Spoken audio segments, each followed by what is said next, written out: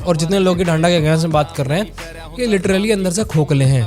इनकी अपनी खुद की कोई आइडेंटिटी नहीं है, इनका अपना वो जिंदगी में कुछ उखाड़ा हुआ नहीं है। And this is the major reason that they are doing all of this shit. एक बकवास आर्गुमेंट और लेकर आते हैं कि सिर्फ हिंदुओं को कह सकते हो तुम ऐसा, और किसी को कहकर दिखाओ। अरे भाई और किसी को क्या करेंगे? क्या जो लोग मुझसे कनेक्टेड है वो अफेक्ट इस चीज से हैं, क्या फायदा होगा फिर औरों को कहने का? हमारी मान्यता, हमारी सभ्यता इतनी कमजोर नहीं है कि किसी की 3 लाइन से डगमगा जाए। वो सोशल मीडिया पे हेट रेट वायरस की तरह फैलती है। इतने लोग एक्चुअल में उस चीज़ को खुद क्रिटिकली सोचकर आगे बढ़ पाते हैं, उससे पहले ही वो चीज़ फैल जाती है।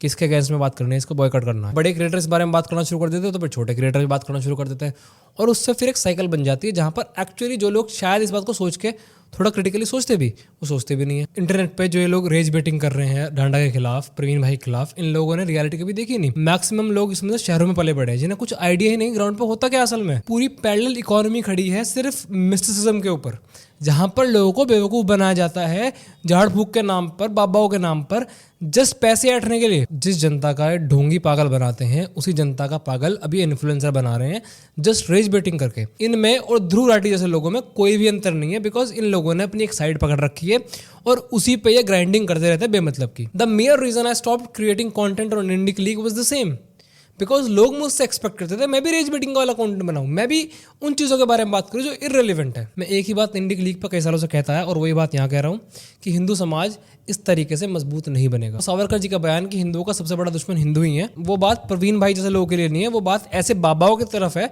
जो एक्चुअल में ऐसे हैं। और एक बात जो ऐसे इन्फ्लुएंसर हमेशा खा जाते हैं, पूरे देश में हिंदू धर्म की कोई एक मान्यता नहीं है। कोई चीज़ स्पेसिफिकली जो महाराष्ट्र में प्रैक्टिस हो रही है जरूरी नहीं कि वो सेम चीज़ हरियाणा में प्रैक्टिस हो रही हो। And coming from these states जहाँ पर ये सब चीज़ें बहुत प्रेवलेंट है, डांडा का इस बात को कॉल आउट करना बहुत नॉर्मल बात है। मैं 1000 दफा इस बात को कह चुका हूँ कि लेफ्ट विंग वालों की तरह माइंडलेस मत बनो, अपनी साइड को इंटेलेक्चुअली आगे बढ़ाओ, फाइनेंशियली आगे बढ़ाओ। रेज बेटिंग से, कीबोर्ड वॉरियर बनने से कुछ नहीं होगा कभी भी। मतलब तुमने हर चीज से दिक्कत ठानी है और नू दिखाना कि हम कितने बेवकूफ हैं। ना नू बताओ कि थारा ही कल्चर है, कि थारा ही धर्म हो गया। वो अगला नू भी तो कह रहा कि मेरा राम ने पहनना, तो नू कुछ नहीं कह रहा, मैंने इज्जत दिखा तो रहा हूँ। अरे मेंटल एबिलिटी इतनी नहीं है कि तुम समझ पाओ कि अगला इंसान क्रिटिसिज्म इसलिए कर रहा है कि ताकि हम उसे इंप्रूव कर पाए। तो हमने ग्राउंड रियलिटी देखी है यहाँ झाड़ फूक में कितनी है, कितने भक्तों के पीछे पब्लिक पागल हुई पड़ी है। भतेरे इन्फ्लुएंसर ऐसे एक को देखेंगे व्यूज आ रहे हैं इसमें, तो भाई मैं भी बनाऊंगा, मैं भी इसके अगेंस्ट में बोलूंगा।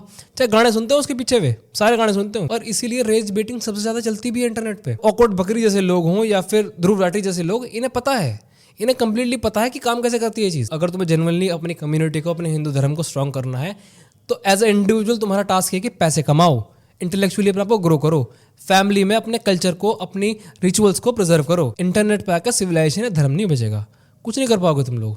सिर्फ और सिर्फ फ्रस्ट्रेशन बढ़ेगी अपने अंदर और नफरत। हम उस सभ्यता से हैं जहाँ पर वाद विवाद, डिबेट्स सेंटर हुआ करती थी हमारे इंटेलेक्चुअल डिस्कशंस का, और रिलीजन और कल्चर्स की तरह नहीं है जहाँ पर क्रिटिसिज्म को अलाउ ही नहीं करा जाता। और यही रीजन है कि हमारी सिविलाइजेशन इतने हजारों साल सर्वाइव कर गई, इतने इन्वेशंस के बाद सर्वाइव कर गई कि हम आज भी इंडस से लेकर आज तक अपनी कंटिन्यूटी दिखा सकते हैं लोगों को। पर अगर तुम माइंडलेस मॉब बनकर इन सब चीजों को देखोगे तो कभी तुम आगे नहीं बढ़ सकते। जितने प्रचारक हैं, ये जितने कथावाचक हैं, जितने सो कॉल्ड बाबाज हैं, नॉट गुरु, सो कॉल्ड बाबाज हैं, इन सबका मेन टारगेटेड ऑडियंस ये लोअर मिडिल क्लास लोग हैं सिर्फ और सिर्फ। और एक गरीब इंसान के पास भगवान के अलावा दूसरा सहारा कोई होता नहीं। उन्हें चाहिए शॉर्टकट्स, और शॉर्टकट्स में हमेशा लोगों का पागल बनाया जाता है। सिर्फ किसी रियल गुरु से मिलोगे ना, उसका सर पे रखा हुआ हाथ भी तुम्हारी आंखें खोल देगा, उसके सामने कोई पर्ची नहीं खुलवानी तुम्हें। 70 साल में जितना डिग्रेड, जितना रॉट हमारा कल्चर और सिविलाइजेशन हुई है, वो इन्वेजन तक के टाइम पे नहीं हुई। हम इतने सेंसिटिव लोग नहीं हैं,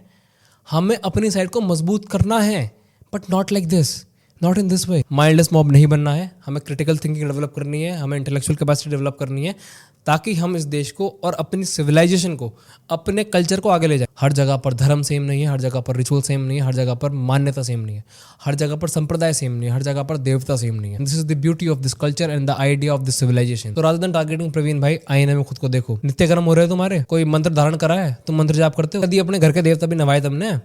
इष्ट कौन है सारे, कुछ पता तुम्हें? अपना नित्य क्रम ठीक करो, अपने अंदर की वासना को कम करो, और धर्म का रास्ता ज्ञान का रास्ता। ज्ञान वाद विवाद, arguments, different thinking, opposite thinking, इन सबसे मिलता है। कभी डांडा न्योली वाला शायरी सुनाया करता था इंटरनेट पे, आज वो इतना बड़ा सिंगर हो गया। तो ऐसे नहीं यहाँ से वहाँ पहुँच गया आदमी, कृपा है उसकी भी, ऐसे ही नहीं पहुंचता। वो अगला कल्चरल इरोजन के बारे में कितने साल से बात करता रहा, तब कोई आइडिया भी नहीं। उसने समाज के उन परतों पे बात उठाई जिन्हें पे सब अंधे हो जाओ, सबके सब अंधे हो जाओ।